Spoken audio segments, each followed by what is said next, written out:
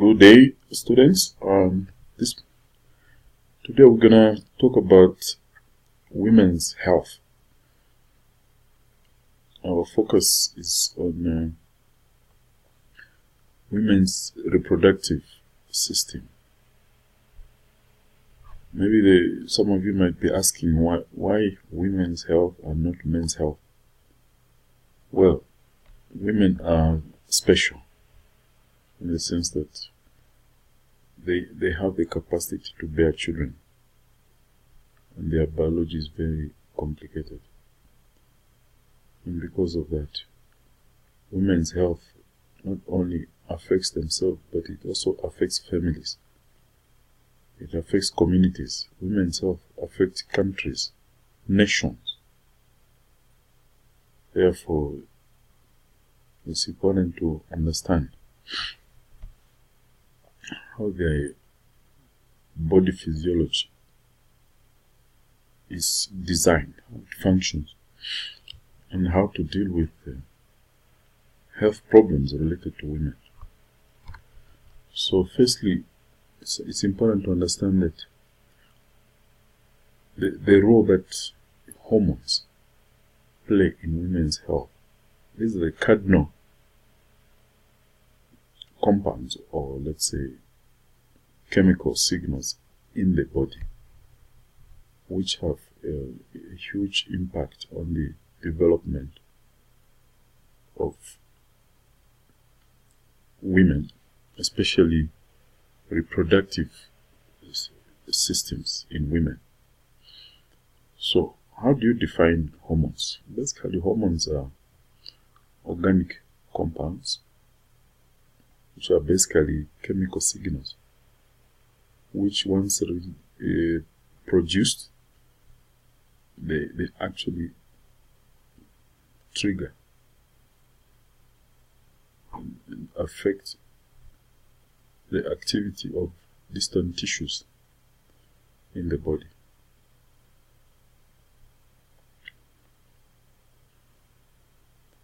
But we'll look at that in more details, how this happens. So it's important to know that these same hormones basically are also available in men, but the outcome of these hormones in these two sexes is different, and this is what is important. So hormones can actually orchestrate responses in other tissues. Once they are secreted, they can affect a vast physiological processes, tissues, organs in the human body. And their mode of activity can be rapid, slow, brief, diurnal, or sometimes long term. So they have various, let's say, activity spectrum, and hormones can also be mimicked in the sense that you can actually produce chemicals that behave like hormones. So in the absence of those hormones, you can use those chemicals to treat patients who lack such hormones. Hormones can be stimulated in case the time hasn't arrived for these hormones to be produced. But once a human being is exposed to a given environment and stimuli, these hormones can be stimulated. This is important in the sense that, for example, if you want to induce reproduction or labor, in case there's delay in delivery, you can actually stimulate the production of hormones to induce labor. Also, these hormones can be blocked in case you do not, if their production is not desirable, there are ways to block them by using therapeutic drugs. You can use nutritional foods and certain environmental chemicals that can play these roles.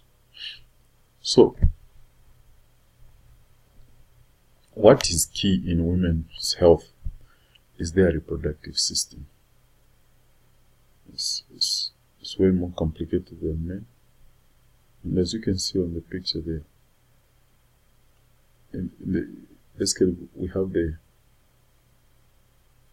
key organs, which is the ovary. Shown, the ovary basically they are organs that produce eggs.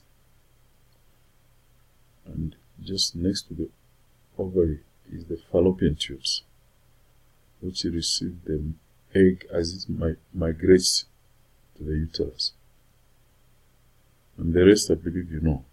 So it's important to understand those parts. And if you can see, the uterus wall is massicular, very important for the development of the fetus.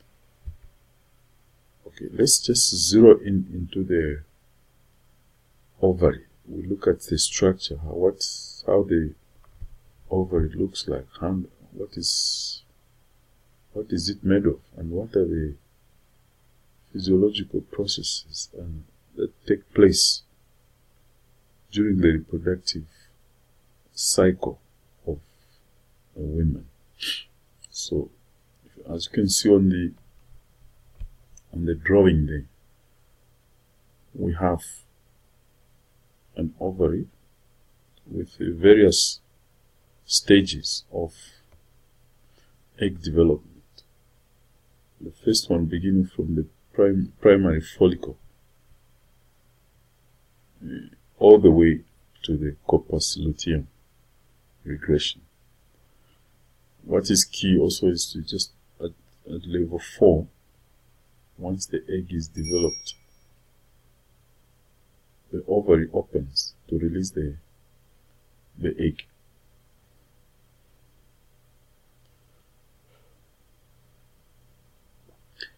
Interestingly is that, we have what they call primordial follicles. Primordial follicles basically represents a pool of follicles that are made or that are produced at the time of birth. These follicles determine the number of eggs that the ovary can produce in the lifetime of a woman.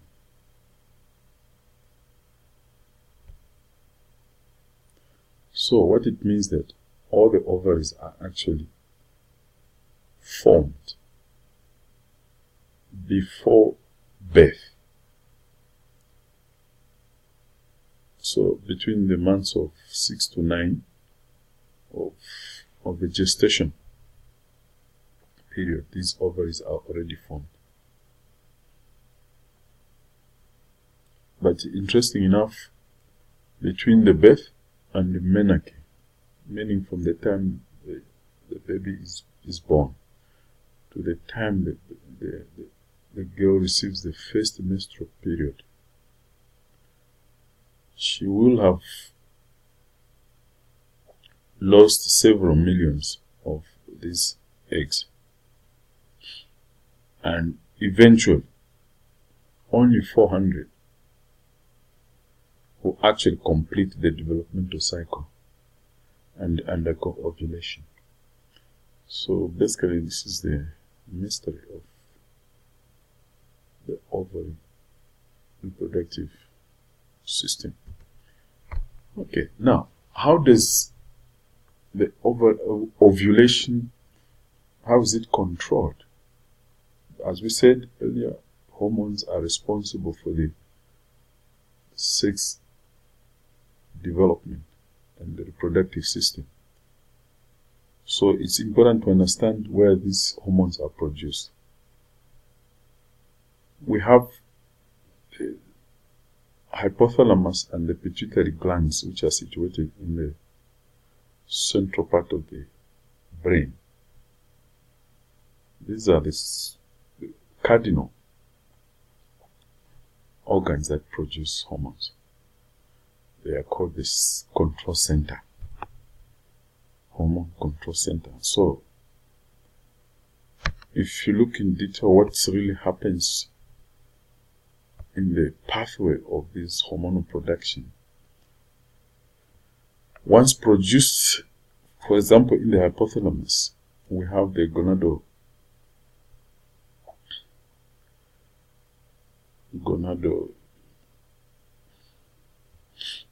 the GnRH hormone, which is produced, and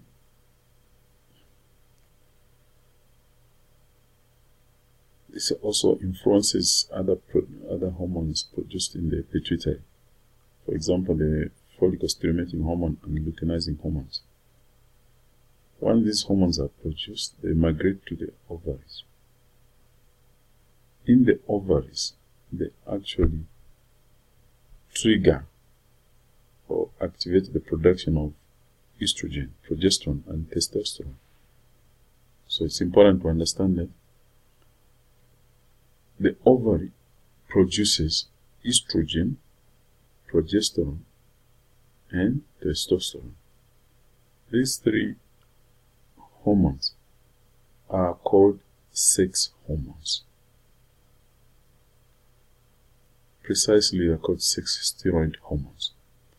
Okay, I'll explain that later. If you look on the diagram on the left, is a pathway, how the migration of hormones from the pituitary gland and the hypothalamus all the way down to the ovaries in female and the testes in male, and then the various feedback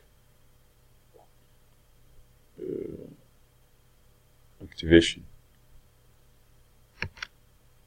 Yes, next is basically is the pathway how these hormones are produced.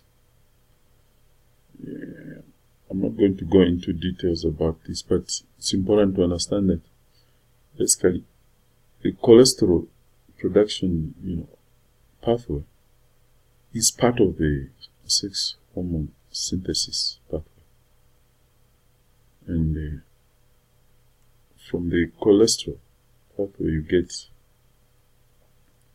progesterone, for example, and from progesterone other hormones are produced all the way to estrogen, etc. Now let's look in detail what these sex hormones really are. What is their nature and what is interesting about them. So the first group of sex hormones is the estrogens. Estrogens are of two types. We have what we call steroidal estrogens and non-steroidal estrogens. Steroidal comes from the word steroid. Steroid is a characteristic of chemical compounds which have a characteristic structure where there is 5 carbon rings compound. So they are grouped in such a way, and then the rest are called non-steroids. They do not share those 5 carbon ring structures. So if you look at the steroidal hormones, estrogen hormones, we can further group them into 2. We have natural estrogens and synthetic. The difference is self-explanatory. The natural ones are produced in the body, while the synthetic are man-made or artificially produced in the lab. So, and then there you have the 3 natural estrogens, which is estradiol, estrone, and oestradiol. So the interesting part is, if we have these three types, what is the difference? Yeah, their mode of action is different, slightly different, in the sense, for example, estradiol is mostly active, estrogen. And usually that's the type which is mostly in circulation during premenopausal women, So at different stages of women growth cycle, you have different type of estrogen produced. For example, estrogen is mainly produced during postmenopause. Okay, so what about non-steroidal estrogens? These usually are isolated from natural sources or synthesized, and they can be produced, for example, from plants. And if they are produced from plants, they are termed phytoestrogens. Phyto means plant, and for example, from plants you get what we call lignans and isoflavonoids. This can be, forms extracted from plants. For example, from seeds of sesame, soybeans, green tea. And normally these natural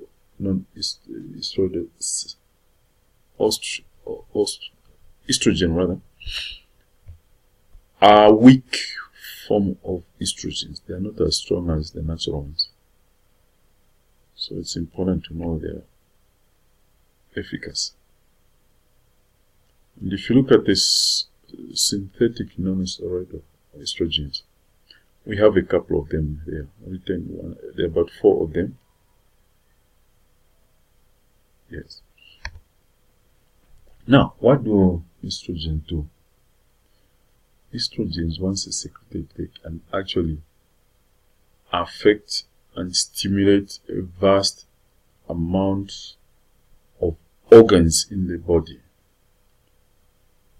Where do they act? For example, we have a list here. Once secreted, they act on the breasts. As you know, breasts from male and female, they are different. Estrogens are female hormones. Once produced and reach the breast, they induce breast enlargement. In the uterus, they will increase the uterus size and other features in the uterus to prepare for the implantation of the baby or the fetus. And then vagina. Once they enter into the vagina, they actually stimulate the vagina, for example, to produce mucus for lubrication and other features that will help, in the reproductive system. Also, the urinary tract. Also, they actually affect the bone formation, the heart. They also affect the blood vessels, skin, the fat, the bowels, liver, the brain. So the list is vast. So let's quickly look at specific roles of estrogens. Firstly, the estrogens promote the formation of what we call female secondary sex characteristics. Okay. This is usually happens at puberty. Yeah. First, you have the primary female development, which is before the puberty, and then we have the secondary sex characteristics. As you know, at puberty, the girls begin to develop breasts, and then the body basically begins to grow faster and become fatter, and then hips begin to develop. The arms also begin to they gain insights, and really the skin also changes. So develop the pubic hair and hair in the armpits as well. So these are some of the secondary sex characteristics. And estrogens also, they stimulate the endometrial growth. So this is there's endometrium in the uterus, in the inner part of the uterus. So that growth of endometrium, it prepares the uterus for the implantation of the egg and the development of the fetus. Yes, also it increases the uterine growth. Yeah, as you know, the uterus is a chamber where the baby grows, and its growth and development is influenced by estrogen. Estrogen also increases the vaginal lubrication. As you know, during sex, vaginal lubrication is very important, just to enhance, for example, the flow of sperms from the vagina through the cervix into the uterus, so that's to facilitate fertilization. Yes, estrogen also helps to thicken the vaginal wall. Yes, and so if you look at the vaginal wall before puberty and after puberty, there's a difference in the thickness. This thickness is important to help in the sexual activity between male and female. Also, estrogen will facilitate the reduction in bone resorption. Okay, it's important to know that in female, because of their reproductive system, the bones, they get basically bone tissue degenerates. For example, at a certain rate, the bone degenerate into calcium and other salts, which actually enter into the blood and are used by the body. Yes, but once estrogen are produced, they reduce that bone resorption to allow the bones to remain intact and strong. So they increase the bone formation and strength. Also, estrogen, they also induce the release of what we call luteinizing hormone. These luteinizing hormones, these are hormones that trigger ovulation. Ovulation is the release of the egg from the ovary into the fallopian tube. How do they manage to do that? It's basically by releasing once the ovulation occurs from the Graafian follicle, these luteinizing hormones also are released. Okay, so the second most important hormone also is called progesterone. Okay, and progesterone is generally called pregnancy hormone.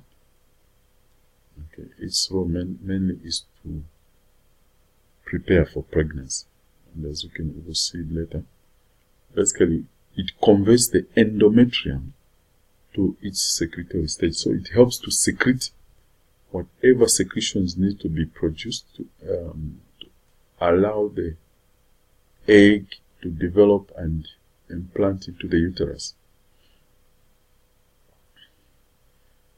And also it affects the vaginal epithelium. Epithelium is the inner lining of the vagina, which actually produces some mucus and lubrication substances. And also it affects the cervical mucus, which means that the cervix produce certain mucus of certain viscosity, which basically blocks the cervix. It blocks other, for example, if there are sperms produced when the fertilization has occurred, the cervical mucus will block the sperms from reaching the uterus, from having further fertilization. So it's a protective mechanism. Now,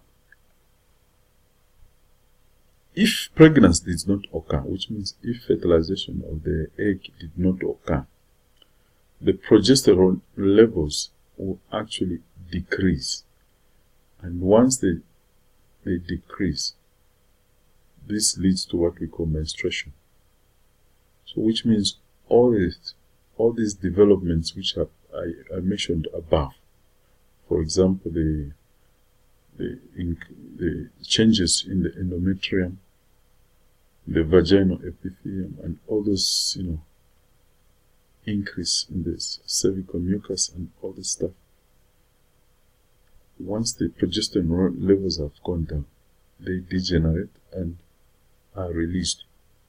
So you get menstruation. Menstruation basically is the release of all those blood material which accumulated in the uterus lining because they have no use anymore. However, during implantation and what we call gestation, the progestin appears to decrease the maternal immune response. Okay? It's important that the immune response should be decreased when the fertilization has occurred. Why? It's because the developing fetus is like a foreign body developing into a woman's body. And if the immune system recognizes that foreign body, the fetus, if the immune system is at its high level, it can actually block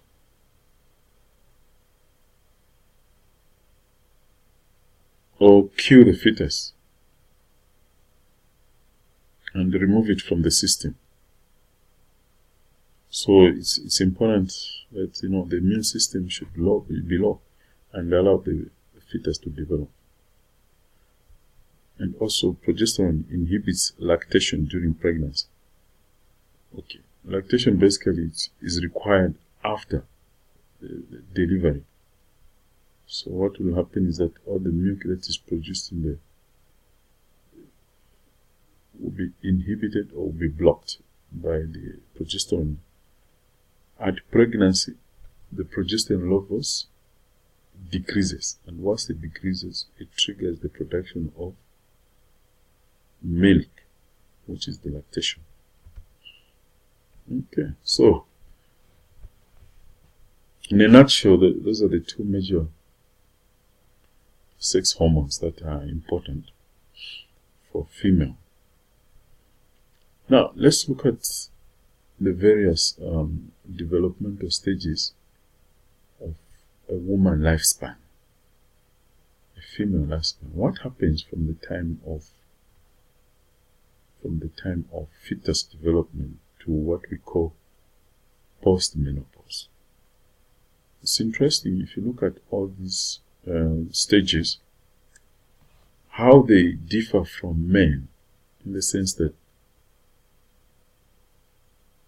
women have more developmental stages in their lifespan. The first one is what we call pre-pubertal. Pre means before puberty. And this is a stage which comprises of fetal development, the infant's childhood, and the pre-puberty. Yes. Pre-puberty is basically the age up to, from fetus to about 9 years. Because the female normally begin their puberty between 9 to about 12, probably 12 to 13 years, 9 to 13 years, somewhere there. And then, once that stage is done, then the puberty stage kicks in. So puberty stage, again, this is a stage where women begin to develop secondary sexual characteristics, which I mentioned earlier. Okay. After that, the women go through what is called premenstrual, and also reproductive stage, which means this is a stage once the puberty prepares the female for reproduction. So there's a stage from the time the puberty starts to the time when it completes.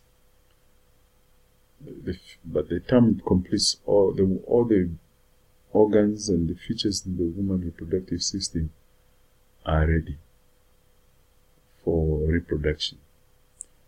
Which means that if that woman sleeps with a man at the right time, she'll conceive and produce a baby. This is what is called premenopause. That is before menopause, and it's productive. Basically, it's the productive stage. After this stage, we have what we call perimenopause. This is a menopausal transition. Basically, it's a transition to the menopause. What is menopause? Menopause, as you can see, it's a time when the reproductive system actually ceases in female. They stop being productive. It's a very important stage in the sense that basically the reproductive system, the human body, basically it changes. The hormonal excretions and its influence on the body physiology changes completely. We'll talk about this more. And then we have what we call postmenopause. Postmenopause basically is a degenerative state in the reproductive system which may affect the body physiology in a very drastic and negative way. But we'll talk about these symptoms of postmenopause syndrome. Okay, so what is interesting also in the female is to understand basically the puberty in girls. It's very important that girls are educated about their puberty. Yeah, if girls do not know this information, they can actually go through very excruciating and confusing experiences if they don't know what is going on. Because this is the time that the body begins to change. Sometimes they might think they are sick or something is wrong is going on into their body. But it's important that they are aware about the puberty. What are the changes and what exactly entails with those changes. So, as I said, the puberty stage basically involves the secondary sexual characteristics, appearance in the female body. This usually happens between 8.5 to 13 years in about 95% of the girls.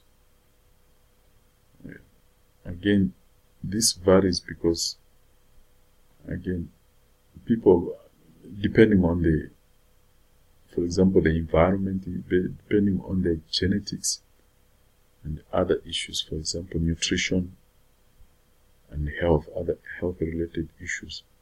For example, if they are involved in exercises, etc. And then the second stage is what we call breast development. At this stage, the the girls will begin to develop breasts. This period is between 10 to 12.5 years. Again, this is an interesting stage because once the girls begin to develop breasts, this may have a psychological and social, impact on their lives. Yeah. And also later they develop pubic hair. It's usually 6 months after the breast development begin to develop pubic hair, and the hair in the armpits begin to develop. After this, there's what we call a growth spurt, which happens a year later. Growth spurt is where you see the girl begins to grow rapidly, so gain muscle. They become, rounder. They become more beautiful. Yes, and become succulent. They become attractive. Yes, and this is a very important stage because it prepares girls, physically, and it also prepares them biologically. Because these features, one of these features is what attracts men. For example, it's what attracts men to pursue women for sex. These are features, for example, the outlook. For example, the curves, the hips, and the bums, and the breasts. And, these are some of the things that may attract the men. These features are normal. God made it such a way that male should be attracted to these features for copulation, for reproduction. Because if there are no such features, men will not be able to be attracted, and the aim is for human being to reproduce and increase in number. So do not look at this as a strange. This is a normal development and normal thing to happen to girls. So they must not consider it as something unique. This is how nature has been designed. Then we have what we call menarche. Menarche basically is the time when the girls experience their first menstruation. That's called menarche. This usually happens between 12 to 15 years. At that time, the growth spurt begins to decrease. This graph basically shows the timeline when all this happens. For example, we have the height spurt, which means the growth in height, menarche, breast development, pubic hair. Yes, and this next diagram basically is a graph with all the different pictures, or rather drawings. Firstly, which indicates the ovarian cycle. Ovarian cycle basically depicts the cycle from the time the primary cell develops into growing follicle up to ovulation. From ovulation going down to the production of corpus luteum, and when that corpus luteum degenerates into what is called corpus albicans. So that's the cycle of the ovulation cycle in the ovary. Now, body temperature is another important characteristic during this ovulation cycle. The temperature is normally between 36 to 37. However, this difference there's a difference in temperature based on the ovulation cycle. For example, there's an increase in body temperature at ovulation period. Yes, this increase in temperatures is important. It's important to enhance, in my view, is this, to enhance the sexual activity. Because basically, a woman must be warm during sex, especially if she's preparing to receive a man for fertilization, to receive a man to bear children.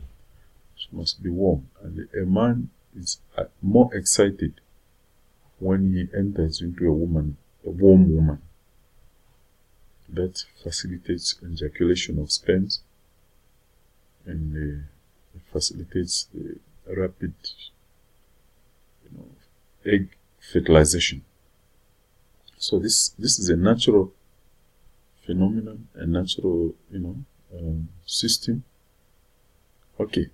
And then we have what we call the arterial-pituitary hormones, the luteinizing hormone and the follicle-stimulating hormone. You see that actually their levels also vary. At ovulation, there's a sharp increase in these hormones. Again, these are hormones that are related to pregnancy. And also we have ovarian hormones, estradiol and progesterone. You notice that estradiol, for example, increases prior to ovulation.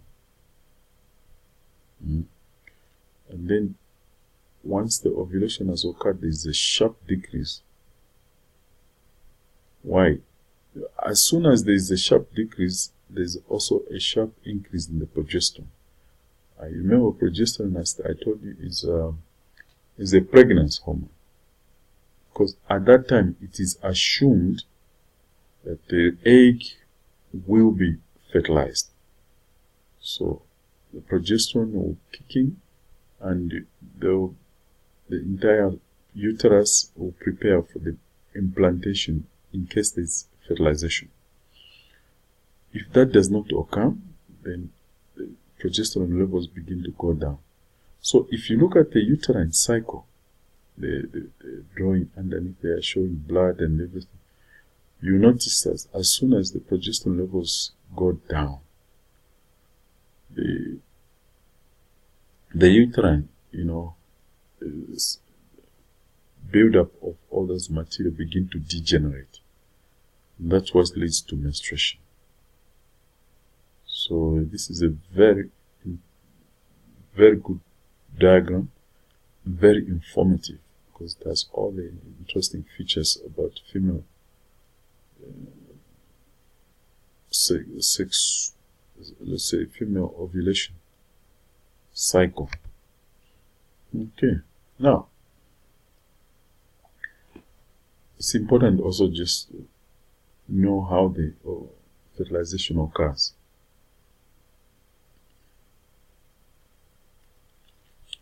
Yes, in female, as the egg is produced in the ovary, once it's produced in the ovary, it will migrate into the fallopian tube. Once in the fallopian tube, any time as it migrates in the fallopian tube, from that moment, fertilization can occur at any time. So, if a woman has sexual intercourse and allows the sperm to enter the uterus, the sperms actually they migrate from the uterus heading into the fallopian tube, seeking for the egg. As soon as they reach to the egg, there is fertilization. Yes. Now, in the cycle, the ovulation cycle, there's a peak period, fertility period. Usually, this is 2 days before and 2 days after ovulation. Between this period, if a female has sex with a male, effective sex with sperms being released, sperms which are viable and strong, she's likely to be pregnant. She's likely to be fertilized. The egg is likely to be fertilized, and pregnancy is likely to be established. And also, it's important to understand that once the egg is released, it may be fertilized from the time it's released to about 48 hours. Once the 48 hours has elapsed, that egg will die. Basically, the egg will die, cannot live anymore. And in terms of sperms may survive much longer, between 48 to 72 hours on average. So this lifespan of sperms and egg are very important to determine the fertility of a woman, or the likelihood of fertilization. Okay. Now let's talk about the menstrual cycle. As you know, menstrual cycle is a very important cycle to women, and not only does it affect their emotions, but it's also important for the reproductive system. And it's important to master the different stages of this menstrual cycle. So a normal menstrual cycle can be between 21 to 35 days. So cycle basically it's from the time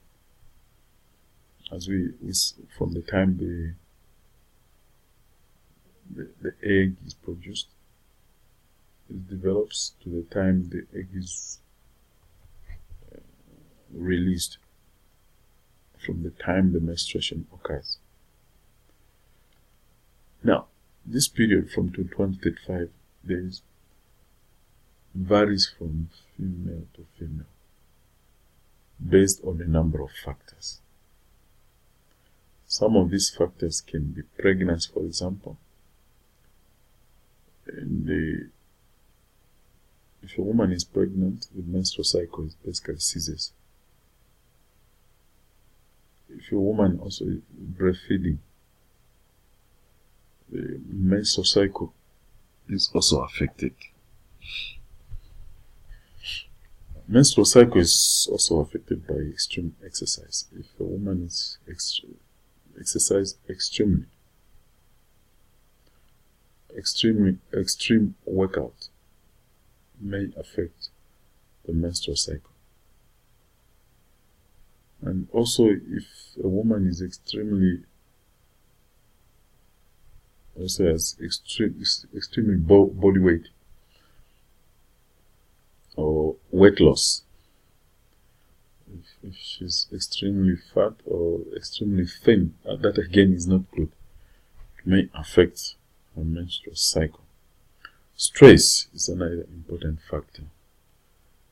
If a woman is highly stressed, the menstrual cycle will also be affected. For example, if you're highly stressed, the flow of blood may be more, and you undergo more pains, period pains.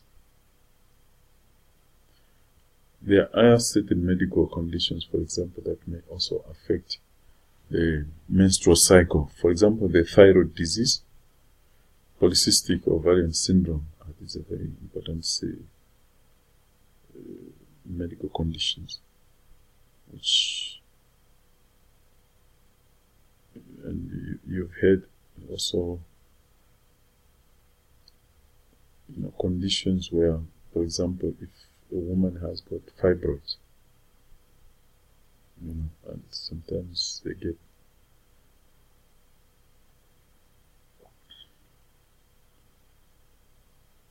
I'll talk more about polycystic ovarian syndrome later. Yes, and also medication. Medication can also influence the menstrual cycle. women usually they take birth control pills. These pills basically will regulate the menstrual cycle. And then we know that fertilization, if fertilization occurs, it means the baby will be, basically the baby will begin to develop.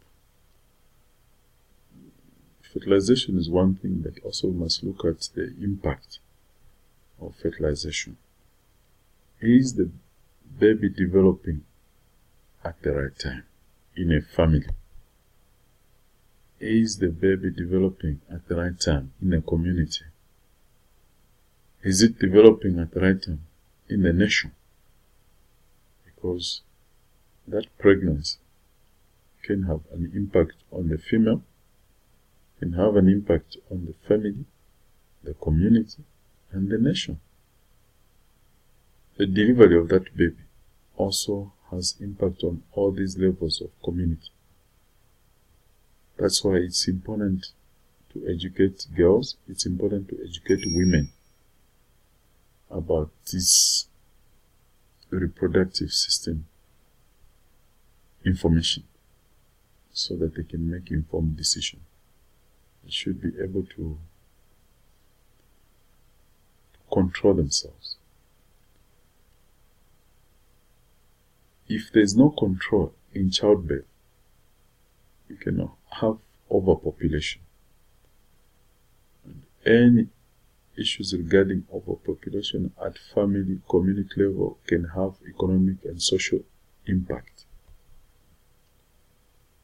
For example, income capacity is an important aspect to regard before conceiving. For example, at family level, you need to ensure you have enough income to be able to take care of the pregnancy, and also when the child is delivered, be able to take care of the bringing up of the child. That not only at family level, so even at community. For example, there are community healthcare facilities. Those need to cater for that population. If there's too high population, the facilities may not be enough to handle the health demands that may have an impact on the health status of the community. So it's important to balance these factors. Hence, it's important to talk about contraception. Contraception basically are methods of controlling birth, ways of controlling birth, regulation, birth regulation. There are various options available to control birth. You know, there was a time China did not have birth control,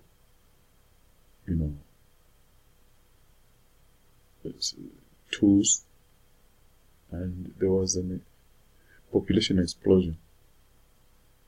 China had the highest population in the world, and because of that population, the government could not cope to take care of the population.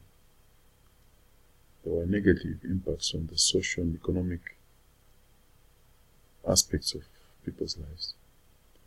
The government had to introduce policies to regulate birth control.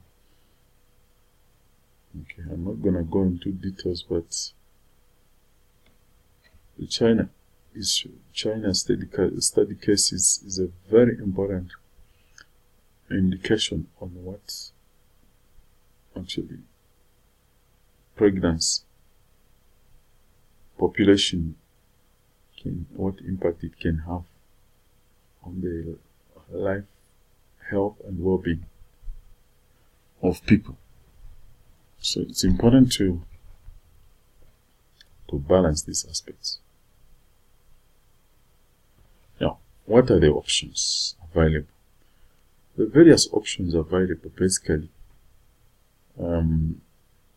are they depending on, for example, the reproductive system, the gynecological history, basically how the history of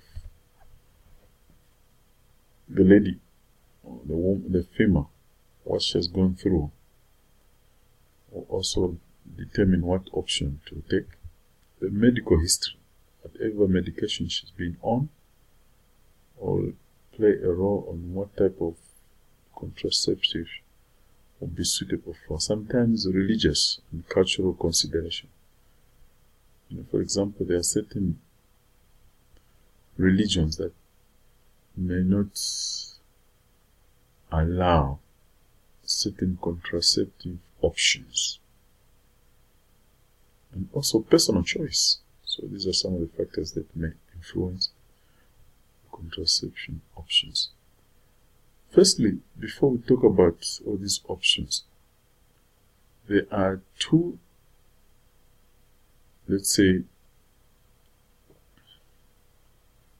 natural options. We have what we call abstinence. Abstinence is basically avoiding sex at the critical time when a woman is likely to conceive. Remember, this is 2 days before and 2 days after ovulation. That's the fertility period. If you abstain from sex during that period, most likely the woman will not get pregnant. And you'll be able to control the population. We also have what we call natural, or what we call rhythm method.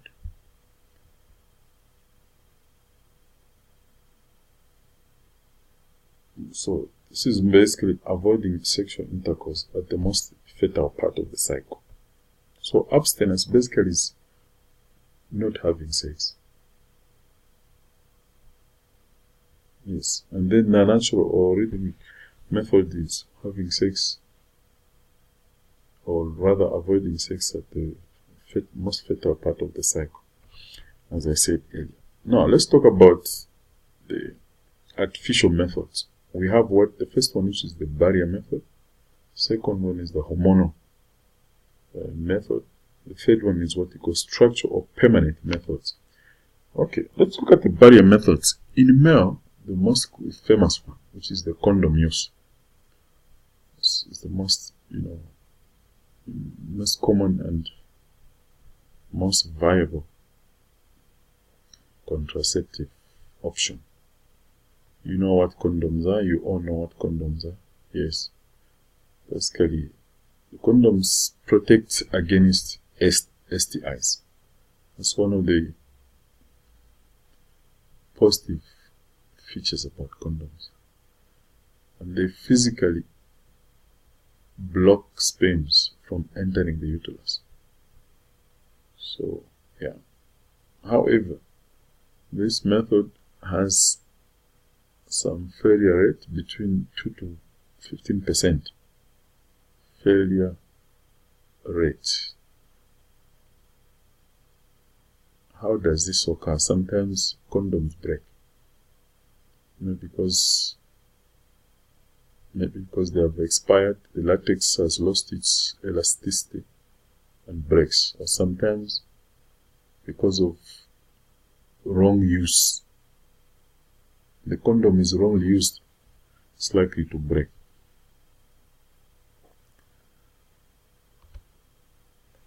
The second one is basically female condoms, becoming popular nowadays, and it has 95% effectiveness. However, this method has a few problems. They are more expensive than condoms, male condoms, and they are not widely available. They are also known to make noise once, during sexual intercourse. So this may not be suitable for some people. Okay, the third option is what we call diaphragm.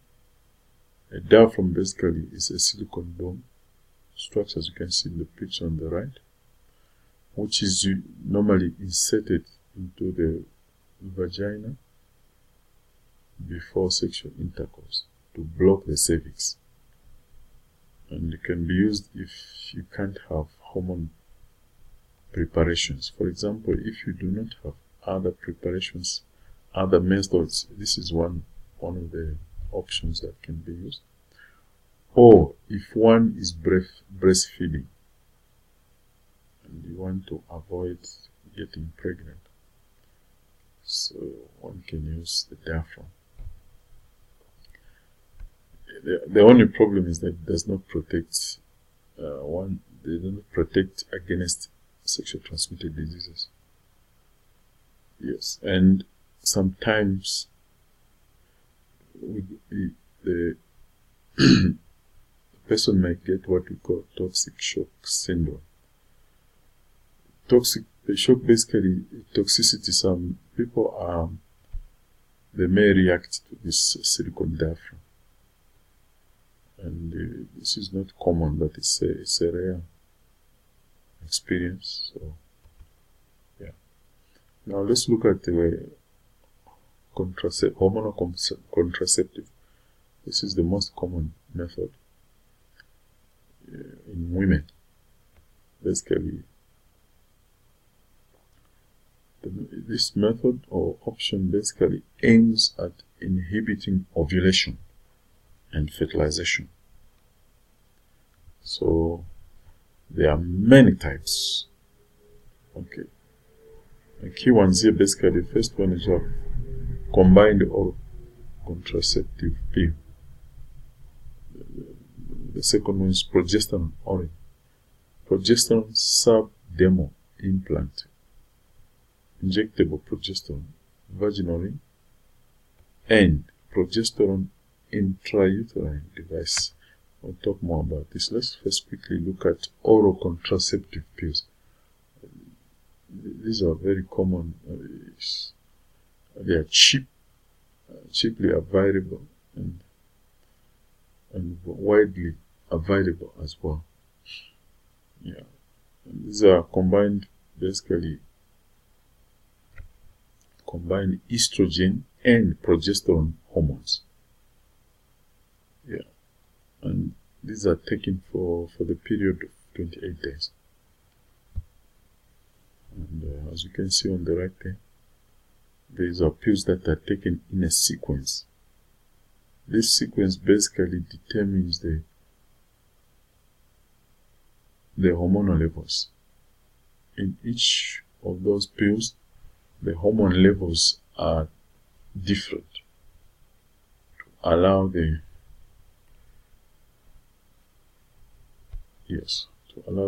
contraception. Yes, basically influence the ovulation and inhibit the fertilization.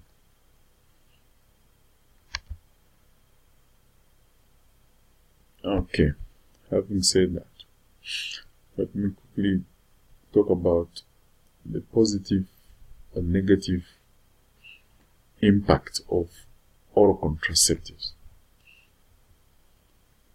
Oral contraceptives, these are contraceptives that are taken via the mouth as pills. They are cheap, easy, and may control bleeding issues, and also may reduce what we call acne and hirsutum. Okay, as you know that during menstruation, the female usually develop acne. Yeah, but when you take oral contraceptives, those acne is basically pimples. Yeah, and so this will try to reduce acne. However, there are problems. Sometimes, as you know, they don't protect against STIs, and the ovulation may occur if the pill is misused. For example, if you miss the cycle if you miss any pill, because it's supposed to be taken daily, yeah, that option, that medication may fail and lead into pregnancy. It's not suitable for people over the age of 50 years. And also, these oral pills are contraindicated for people that develop clots in the legs and lungs. Yeah, smokers, people who have heart diseases, people who are currently breastfeeding are not supposed to take oral pills, and people who have other medical conditions. So it's important to be aware of these contraindications. There are side effects as well. For example, bleeding, nausea, headaches, breast tenderness, yes, fluid retention, what we call plasma or skin pigmentation. So these are some of the side effects you get. Okay, the second group of pills is what we call progesterone only. So this is what they also called mini pill. Yeah. So you get only the progesterone hormone benefits. Remember I said progesterone is a pregnancy hormone. Yeah. The aim of this pill is just to help thicken the cervical mucus so that sperm cannot fertilize the egg. It can be taken by breastfeeding women and those who can't take estrogens. And it has a very high rate of success, 99%. The problems are bleeding, and it does not protect the person from STIs. Okay. The third one is what we call progesterone rod implant. So this is also called implanon. Yes, a small rod that is inserted under the arm. Yes, and releases the progesterone, gradually. This can last for 3 years, and it prevents ovulation, also thickens the cervical mucus, and so that the sperm cannot enter the uterus. It also makes the uterine lining unsuitable for pregnancy. Okay. So what are the advantages and disadvantages of progesterone rod? Yeah, the advantages is that it has got a very high success rate, highly effective, 99.9%. And it does not you don't need to remember a daily pill. So once implanted, it can take about 3 years without taking any pills. It reduces bleeding usually. So the recipient has light or no periods, and the cost effective. What are the problems? Usually the procedure requires insertion of the rod, and this may lead to bruising afterwards. Bleeding issues can occur, yes, and does not protect anyone from STIs. Okay, so the next one is what you call injectable progesterone. So these are injections that are usually given every 12 weeks on the upper arm or buttocks. And the aim basically is to inhibit ovulation. Yeah. Again, here the effective efficacy is quite high, 94 to 99%. Yeah, so the advantages. Again, with this one, you do not need to remember the daily pill, because it takes about 12 weeks. And usually reduces bleeding and cost effective. what are the problems with the injectables? There's a loss of bone density. So there's not a reduced resorption of bone, as I said earlier. And then may also experience weight gain, headaches, bleeding issues. Again, it does not protect the person from STIs. Okay. So the next hormonal contraceptive option is what we call vaginal ring. Vaginal ring basically is a soft plastic ring that contains estrogen and progesterone. So it's usually inserted into the vagina and it locks in just around the cervix. And it can remain there for 3 weeks.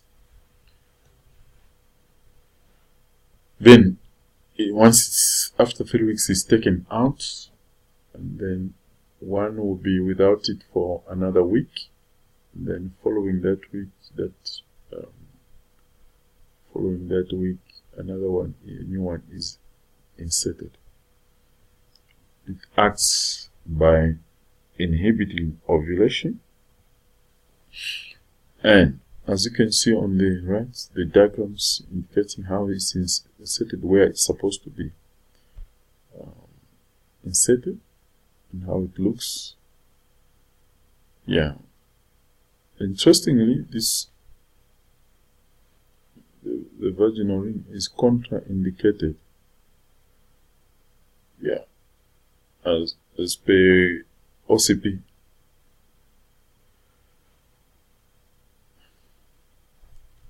Remember, we spoke about this contraindication, so it's important to know that it's very effective, 99%. There are problems, however, usually it's discomfort with using such kind of, yes, you may feel discomfort having something stuck on your cervix all this time. Yes, it costs quite some amount of money and may not stay in the place. Sometimes may just unplug out, it may fall off. So you need to be very vigilant to ensure that it still remains there. Again, it does not protect you from STIs. Yes. Now the other one is what we call the permanent contraceptives. These are devices that are inserted into the uterus. Intrauterine device. Once inserted, these are devices which are loaded with hormones. And once inserted, the hormones are released gradually. Yeah. For example, as you can see on the right there, it looks like a small T device. The action, mode of action basically is that it thickens the cervical mucus and it thins out the uterine lining and may inhibit ovulation as well. Very effective, 99% efficacy. What are the benefits? It can last for 5 years. And reducing bleeding is cost effective also. So you can imagine staying for 5 years without taking any more pills. Yeah. There are problems. So again, the insertion procedure sometimes can lead to bruising and other discomfort. It does not protect one from STIs, and sometimes it develops cramps.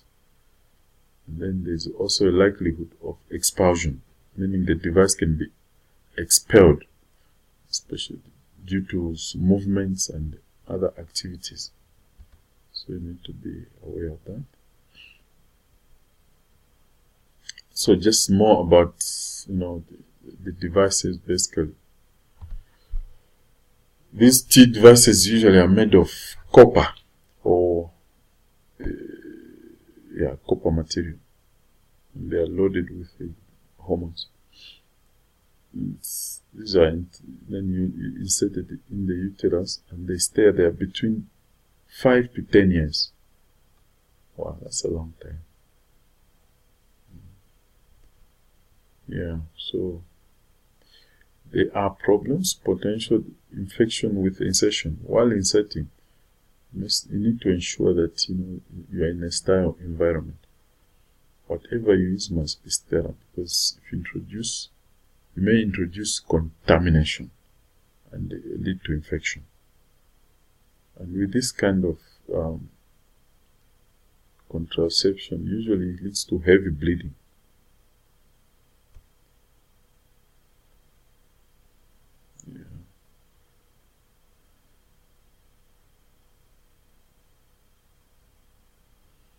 Okay, now let's look at the permanent contraception. In female is what we call tubal ligation. Basically, it's a procedure where you cut the fallopian tubes and you cauterize them, meaning you close the ends of those cut fallopian tubes to prevent eggs from moving to the uterus. And the small micro inserts are placed in each of the fallopian tubes to block, as you can see. The 3 ways of actually blocking is cauterized. There's a way of cauterizing, or you can tie and cut, or you can also band using a band. Just by the interesting part with the band is that at any time when you want to have children, you can actually remove the band and the fallopian tube is again up, ready for ovulation. Okay. In male, this permanent option is called vasectomy. This is a procedure where the sperm tube are actually cut, and then they are cut and blocked. This is done by surgery of what is called vas deferentius, the sperm tube. It's highly effective. There are problems, usually bruising during the procedure. The discomfort also difficult to reverse, because once you cut, and then if let's say 2-3 years later you want to have children, it's not easy to reverse the situation. Okay. Having said that, let me talk about the premenstrual syndrome, because it's a very important subject. Because before menstruation, women go through a lot of physiological changes in their body, and this is important that they are aware. Firstly, this PMS, also called PMS, involves the physical and emotional symptoms before a period occurs. These periods can last until the start of the period. So I believe you women, when I speak about it, you can actually recognize these pains. Pains can be, or these symptoms can be mild to severe. In 75% of the females can be mild. And then you have severe, about 20% highly severe. And then also you can have higher instances in smokers and obese women. So you get 2 times more in smokers and 3 times more in obese women. So what are these symptoms? Very important again. So before menstrual, women may experience the following: abdominal bloating and fluid retention. So it's bloating in the abdomen, in the stomach. Acne, you get pimples on the face. Anxiety and confusion. Clumsiness. At this time, women becomes clumsy. Yeah, depression and lowered mood. Sometimes women. So it's important even male to be aware about these things, especially if you're a husband. If you're married, and it's important you recognize when your wife begins to experience these symptoms and support her. So the others, for example, is the difficulties in concentration and memory loss, digestive upsets, including constipation and diarrhea. So also drop in self-esteem and confidence. So women can go through these issues. And also drop in sexual desire. Yeah. Or sometimes an increase in sexual desire. Feelings of loneliness and paranoia. Food cravings. Some people may crave certain types of foods, and headaches and migraines. Very common. Hot flushes and sweats. Increased appetite. Increased sensitivity to sound, light, and touch. So, irritability, including angry outbursts. Yeah, again, it's important to know these things. Mood swings, weeping. Some women like to cry a lot during these periods. Sleep changes, for example, including insomnia and excessive sleepiness. Swollen and tender breasts. So there are some symptoms. Okay. Now, how do you manage PMS? Okay, let's look at lifestyle practices that actually will help to manage PMS. For example, women should exercise regularly. And if you smoke, don't stop smoking. For those who don't smoke, please don't smoke. And then also reduce caffeine intake and alcohol. And also sleep well. And also avoid stress. As much as possible, reduce stress. This will help to manage this. Also, there are options, for example, medication, drugs that you can take. The pill will help in the PMS. Antidepressants. For example, vitamin B complex is also good. It helps. And the evening primrose oil also is a good option. Okay.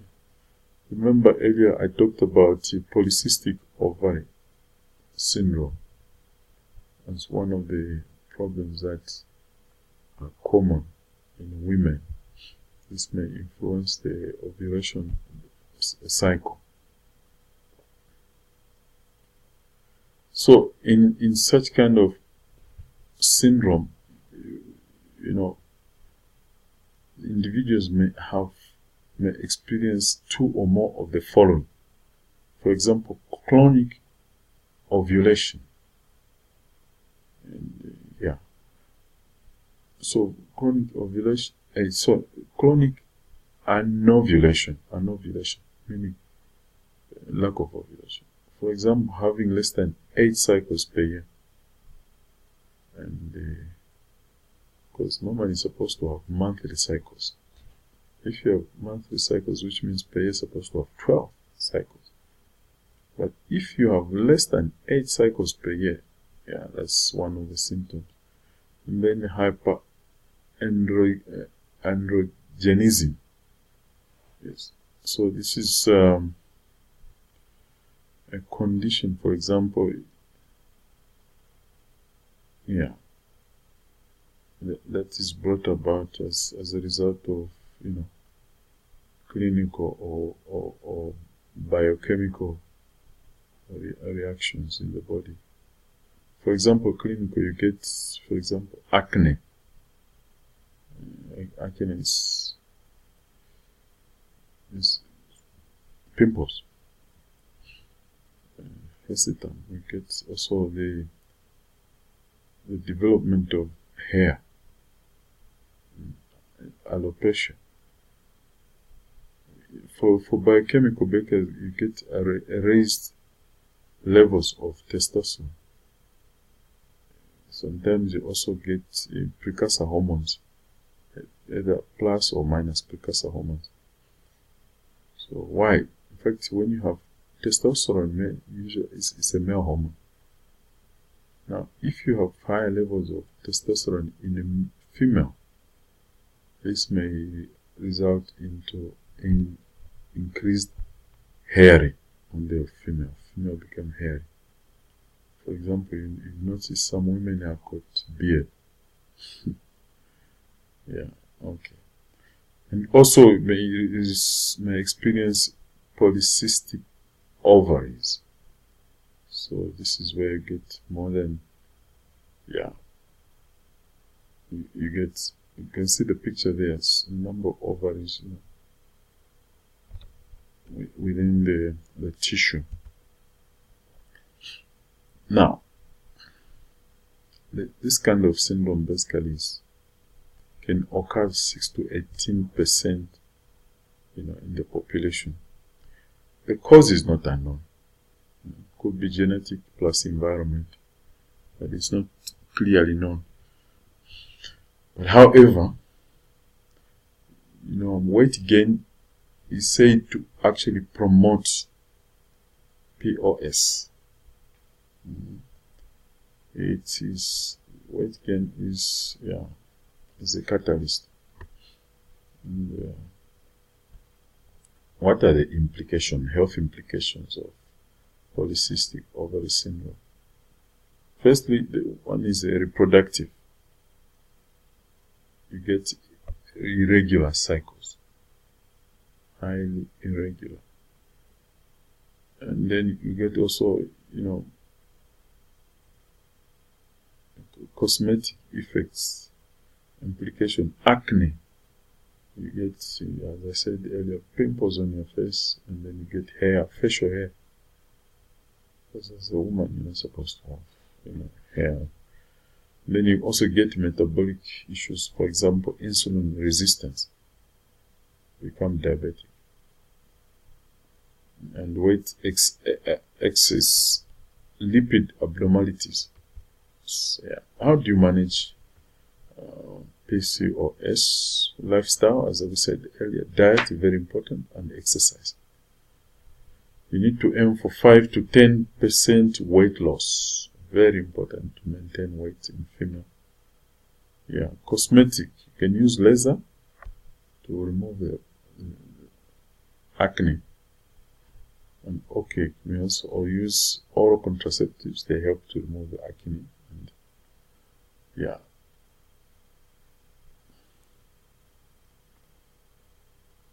And then menstrual irregularities. You can use oral contraceptives. Infertility.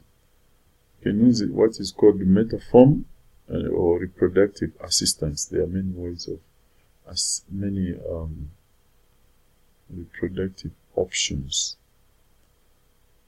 For example, some of them we can call artificial insemination, for example. Psychological. You need psychological support, because this can have a heavy toll on your social life. Okay, now this is again, we spoke about this, the menstrual cycle, how the estrogen and progesterone levels are important in the menstrual cycle. You can see the regulation is different.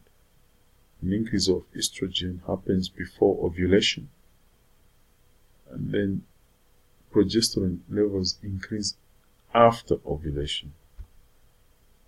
Okay, so we're done with the productive stage. We're going to menopause. Menopause, again, as I said earlier, is a stage where the female basically productivity shuts down. They can't have children anymore. the ovulation stops. So this is the period from the last menstrual period. Last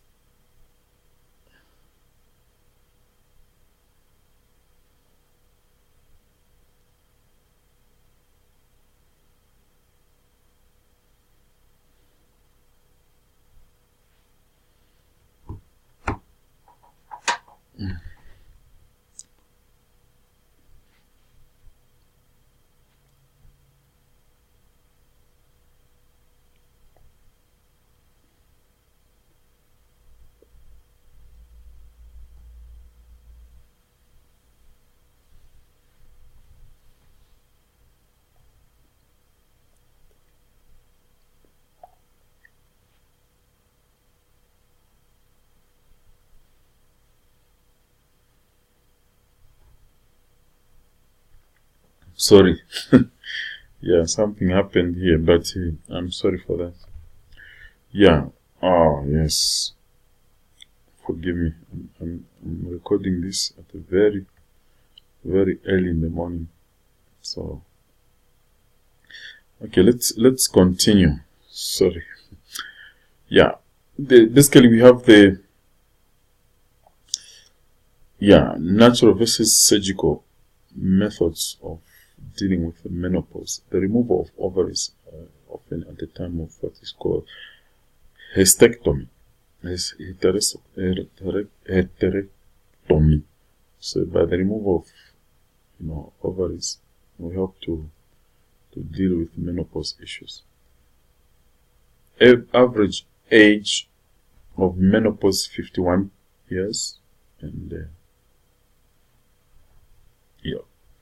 so median is between 50 to 52 years. So when you're in that age range, just know that your reproductive system is about to shut down. Yeah.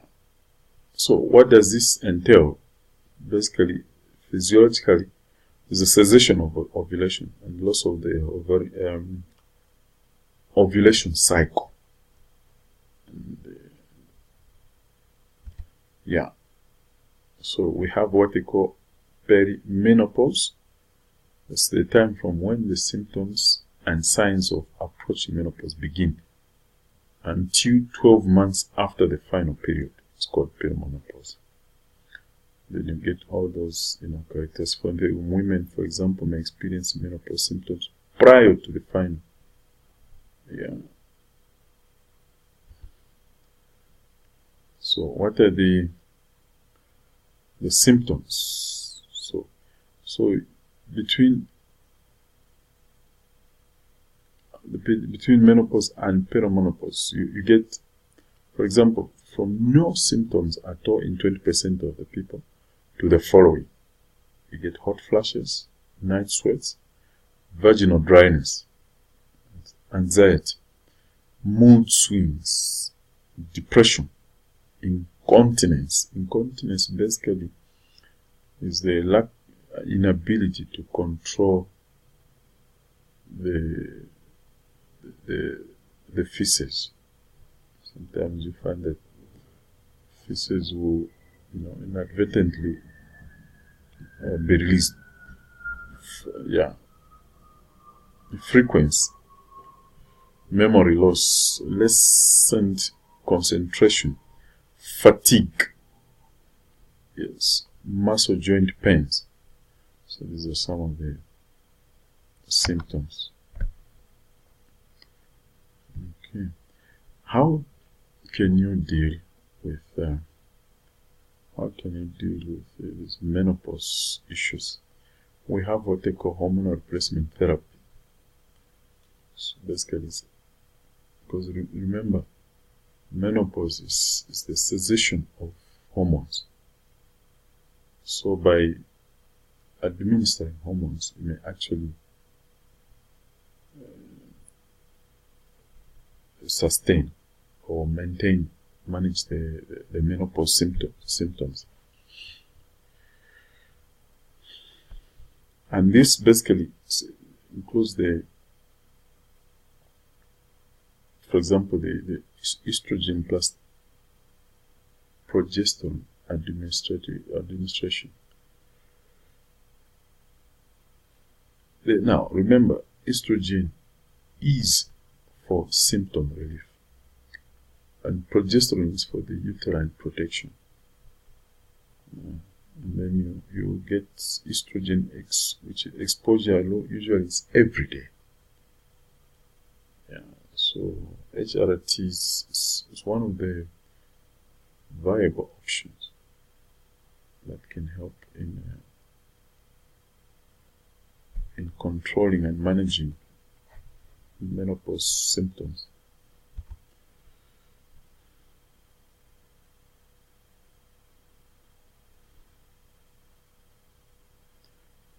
Yeah, so what is the current role of hormone replacement therapy? Usually this is used in symptomatic and post-menopause, symptomatic peri and post-menopause women, or with no contraindications. For example, women who do not have past clot in legs and lungs. These women should not have breast cancer or heart attack, stroke, because these drugs can have an adverse effects on such people. Usually, this is earmarked for about less than 5 years. And the available preparations are tablets, transdermal implants, gel, and subcutaneous pellets. Yeah, so in vaginal preparations, you get what is called pessary or creams. So these you can just insert them using a syringe. You inject them and then they'll get absorbed in the vaginal wall. Yes, and enter your blood system. However, there are risks and benefits to HRT. And then these graphs basically show about those risks and benefits. Remember, we spoke about the benefits of estrogen and progesterone. For example, in the reduction of symptoms, you have symptoms worse and symptoms better. So hot flashes and vaginal atrophy. You can see the level of benefits is very high. If you compare that, the top part to the bottom part, where you have, for example, fractures, diabetes, breast cancer, and all those lung cancer, stroke, and all these problems. If you look at the level of benefits, some have no benefits, others have very minimal benefits. Yes, and that also continues on this page. Okay, now let's look at the adverse effects of hormones. In estrogen, the adverse effect may be migraine headaches, nausea, breast tenderness, or breast swelling, local reactions, for example, rash on the skin, mood swings. You may also get fluid retention, weight gain, breakthrough, bleeding. So those are side effects of estrogen. With regards to progesterone, the individual may experience the following adverse effects: low mood, irritability, headaches, fluid retention, abnormal bloating, breast pain, weight gain, breakthrough bleeding as well. Yeah, okay, so that brings us to the end of this lecture. And here is the reference for further reading if you want to read more about this. Okay, I encourage you to read more, get more information, and be informed. Thank you very much.